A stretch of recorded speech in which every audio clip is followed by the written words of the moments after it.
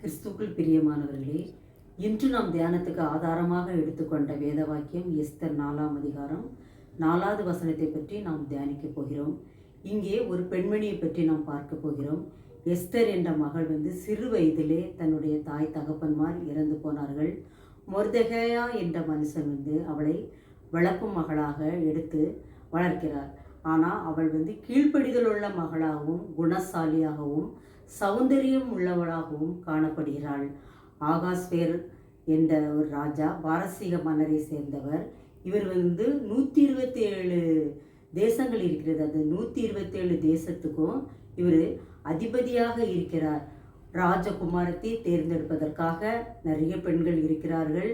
பரிமள தைலம் ஊற்றப்படுகிறது. ஆனால் எல்லா நாட்கள் வரும்போது எல்லா பெண்களை காட்டிலும் எஸ்தரை தேர்ந்தெடுக்கிறார்.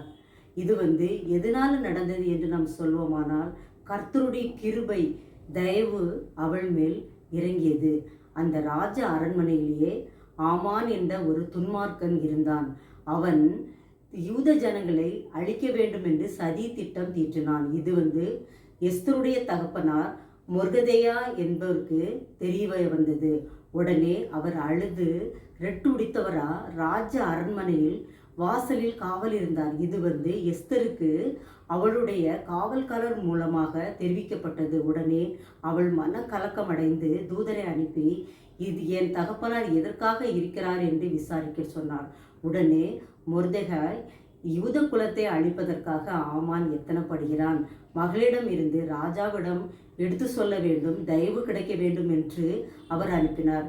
உடனே எஸ்தர், நான் ராஜாவிடம் உடனடியாக செல்ல முடியாது, எனக்கு தயவு கிடைக்க வேண்டும், ஆண்டவருடைய தயவும் இரக்கமும் கிருபையும் கிடைக்க வேண்டும் என்று உடனே தகப்பனாருக்கு சொல்லி அனுப்புகிறா.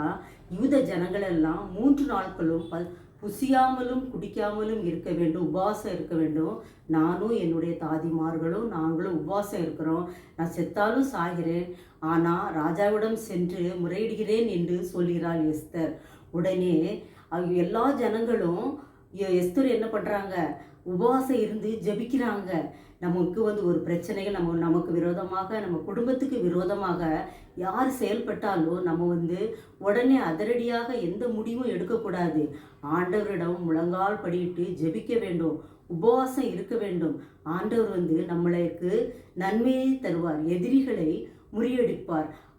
எஸ்தர் ஆண்டவருக்கு முதலிடம் கொடுத்து என்ன பண்ணுனா, உபவாசித்து ஜெபித்துட்டு ராஜாக்களிடம் போறா. ராஜாகிட்ட போகும்போது ராஜா என்ன பண்ணுறாரு, ராஜாவின் கண்களில் தயவு கிடைக்கிறது. அவருடைய தங்க செங்கோலை நீட்டுகிறார்.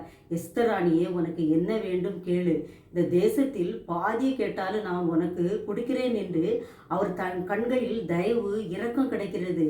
பிரியமானவர்களே, அந்த ராஜா கேட்குறாரு. உடனே இவள் என்ன சொல்கிறா, மொர்தெகாயா சொன்னதை யூத குலத்தை அழிக்க போகிறான் என்று சொல்லும்போது அந்த துஷ்டனான ஆமானுக்கு என்ன பண்ணது, தூக்கிலிட்டார்கள்.